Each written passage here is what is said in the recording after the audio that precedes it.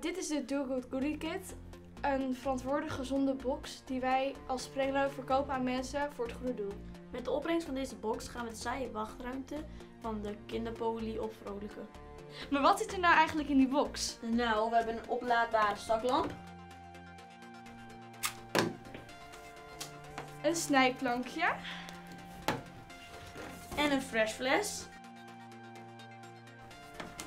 En een eggtimer.